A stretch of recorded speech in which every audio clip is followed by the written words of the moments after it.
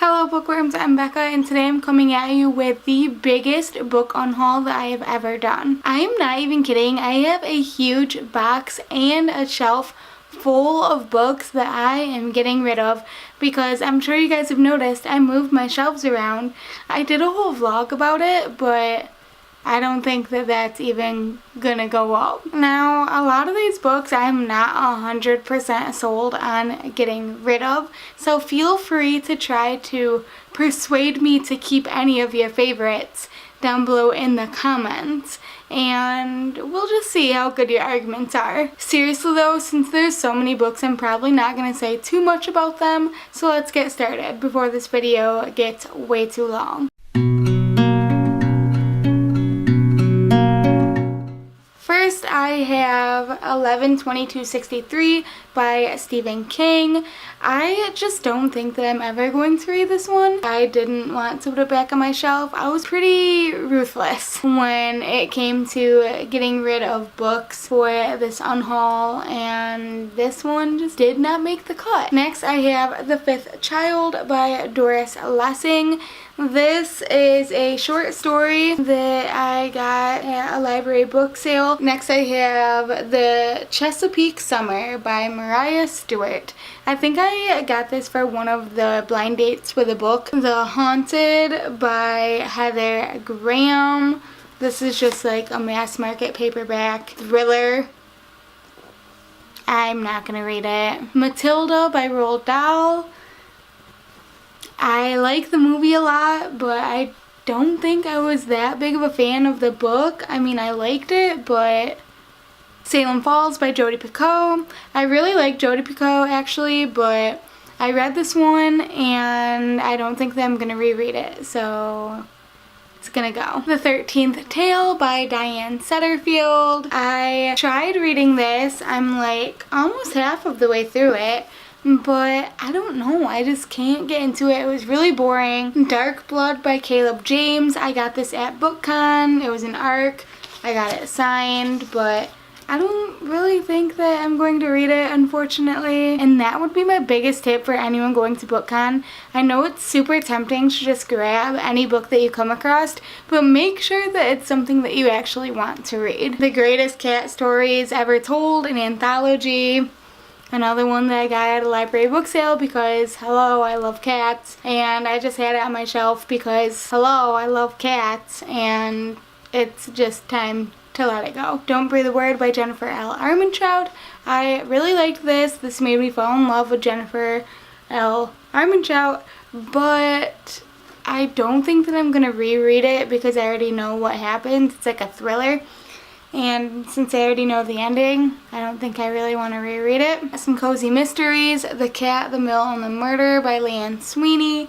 And Sophie Metropolis by Tori Carrington. Another Leanne Sweeney one, The Cat, the Vagabond, and the Victim. The Syndrome by John Case. So this is like a sci-fi thriller, and it has to do with conspiracy theories, which seemed really interesting, but I know that I'm probably not going to like it. It's not really something that I would normally pick up, so why keep it? Sleepless in Manhattan by Sarah Morgan. Next, I have Hidden Bodies by Caroline Kepnes. This is a sequel by You, and You is also in this box somewhere. I just need to find it. I liked You, but for some reason I have not continued on with the sequel, and at this point I just don't think that I'm really going to. The Assassin Game by Kirsty McKay. Josh picked this out for me because he thought that I would really like it. I don't think that I will though. Okay, here's one that people are probably going to fight me on, and it is The Selection by Kiera Cass. I just don't know. I am kind of iffy about getting rid of this one, so leave me your best arguments down below in the comments of why I need to keep it and read it. My Grandmother Asked Me to Tell You She's Sorry by Frederick Backman. I did a whole review on this. I got it for a booktube tour. I enjoyed it, but I don't think that I would end up rereading it, so I'm just going to let it go. Next, I have two that I know Josh is going to fight me on when he sees this video, but hopefully the books will already be gone by the time that he sees it, and it is The People of The City of Ember and The People of Sparks by Jean Duproux. I read City of Ember and I really liked it. It's like a really cute middle grade, and People of Sparks is the sequel, but I don't think that I'm really going to pick up the sequel. And every time I look for it on Goodreads, it has like so many other books in the series. Next I have Between the Lines by Jodi Picoult and Samantha Van Leer. I know that a lot of people really enjoyed this book when it first came out. At this point, I really don't think that I'm going to read it. The Chill of the Night by James Heyman. This is just another book that I got at a library book sale. I basically bought out a ton of like mystery and thrillers. I don't know why. Two more from library book sales is Her Eyewitness by Rita Herron and Melancholy Baby by Robert B. Parker. Next I have The Curious Incident of the Dog in the Nighttime by Mark Haddon. I have literally had this since my freshman year in high school, possibly college. I don't know why. I know that I got this for like a reading list, but I can't remember when. Love and Gelato by Jenna Evans Welch. Next I have Love Saves the Day by Gwen Cooper. This is like a story from the cat's perspective, and I must have thought that that was really sweet. Next I have another one that I picked up at BookCon, and it is Razor Girl by Carl Hyacin. Next I have one that I found, and it is called Cut by Patricia McCormick. I probably have had this since I was a teenager. That just goes to show that even in my younger years I was reading mental illness books and really dark taboo topics, because obviously this is about self-harm. I also have Coraline by Neil Gaiman. I read this for Booktube-a-thon, I think. I read it for a readathon for sure, and I did not love it.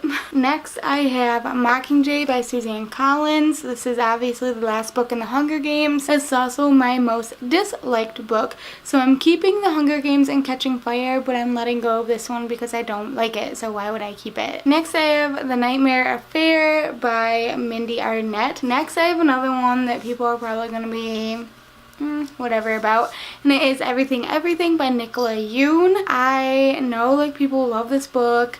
I have not seen the movie.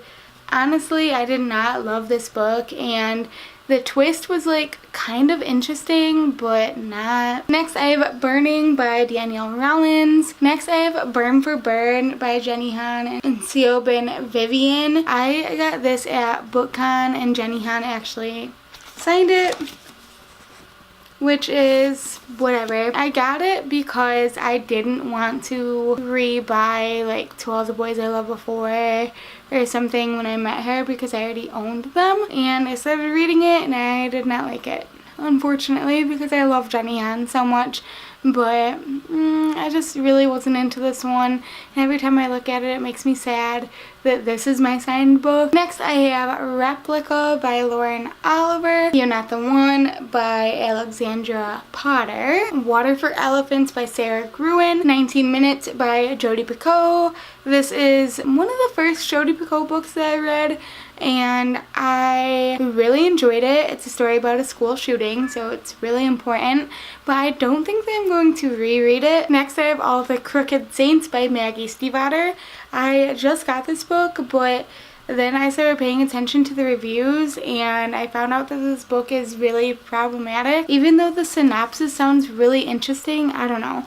Let me know down below in the comments if I should keep this book or get rid of it. Next I have World After by Susan E. This is a sequel to Angel Fall. Next I have Attachments by Rainbow Rowell. I read this one and I didn't hate it, but it's another one that I just don't think that I'm going to reread. I also have Landline by Rainbow Rowell. Next I have one that's a little surprising to me, and it is An Abundance of Catherines by John Green.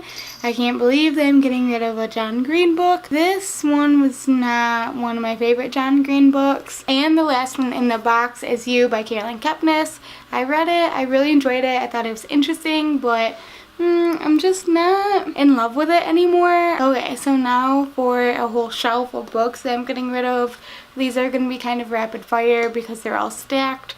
So yeah, just I don't know why I'm giving you a disclaimer, but I am. I have We Are All Fine Here by Mary Gutterson, A Murder on Wheels by Lynn Cahun, The Sweet Sunday by John Lawton, The Friday Night Knitting Club by Kate Jacobs, 50 Shades of Grey by E.L. James, Jurassic Park by Michael Crichton, The Art of Not Breathing by Sarah Alexander. I have some very strong thoughts about this book. I did not like it. The Girl Who Loved Tom Gordon by Stephen King, Winter Garden by Kristen Hanna. This is another one that I got as a blind date for a book. I think that this is the one from my video where I made the cashier really angry because I looked up the ISBN number, and 50 Shades Darker by E.L. James, The Name of the Wind by Patrick Rothfuss. I've literally been trying to read this book since I was a junior in high school,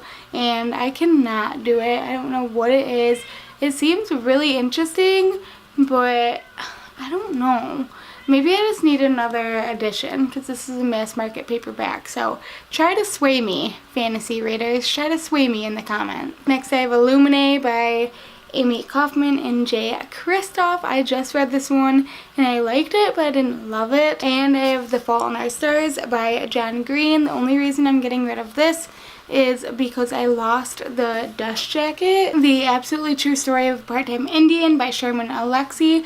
I'm getting rid of this one because of some recent news that I read about this author, and I no longer am interested in reading his book. I'm getting rid of the whole Fifth Wave trilogy by Rick Yancey. I also have the first 5 books of Shigokara manga.